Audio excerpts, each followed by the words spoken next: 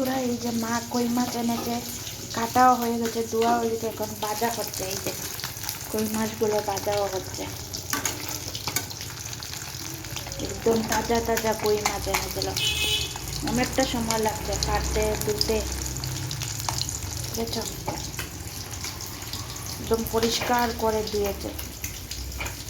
চলো আসছে, কই মাছ ভাজা হয়ে গেছে। কেমন হয়েছে বলবে, পরে রেসিপিটা শেয়ার করব।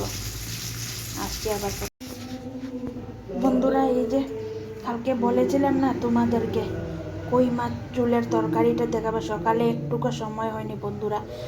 মা রান্না করেছে তো, মশলা টশলা সব কিছু রেডি করতে আমার লাগছে, আর তরকারি রান্নাটা দেখানো হয়নি।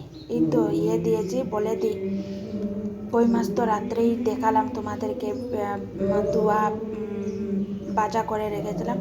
পরে সকালে আলু দিয়ে রান্না করেছিলাম।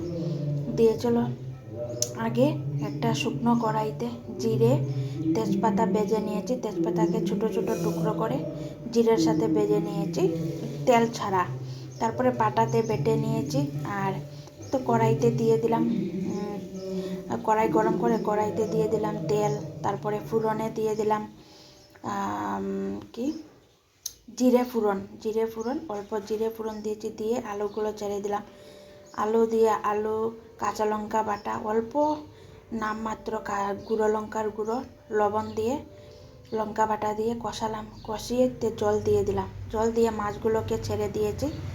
ছেড়ে দেওয়ার পরে যখন তরকারিটা হয়ে এসেছে, তারপরে জিরে বাটাটা আর তেজপাতা বাটাটা দিয়ে দিলাম নামাবার আগে। এটাতে কিন্তু ধনে ফোড়ন দিইনি, যেহেতু তরকারিটা অন্যরকমভাবে বানিয়েছি। আমাদের মা বা ওনাদের দিদারা এরকম জিওল মাছের তরকারি বানাতো, তো এরকমভাবেই বানিয়েছে, তাই ধনে পাতা দেওয়া হয়নি, তেজপাতা দেওয়া হয়েছে লাস্টে। ওই যে জিরে বাটাটা আর তেজপাতা বাটাটা দিয়ে দেওয়া হয়েছিল, দিয়ে নামিয়ে নেওয়া হয়েছে। কেমন হয়েছে বলবে বন্ধুরা, প্লিজ সরি আমি তরকারি রান্নাটা শ্যুট করতে পারিনি, ক্ষমা করো তোমরা। তরকারিটা কেমন হয়েছে বলবে, আর প্লিজ এরকমভাবে খেয়ে দেখো, অনেক ভালো লাগে মাছের ঝোলটা। চলো নেক্সট ভিডিওতে আসছি।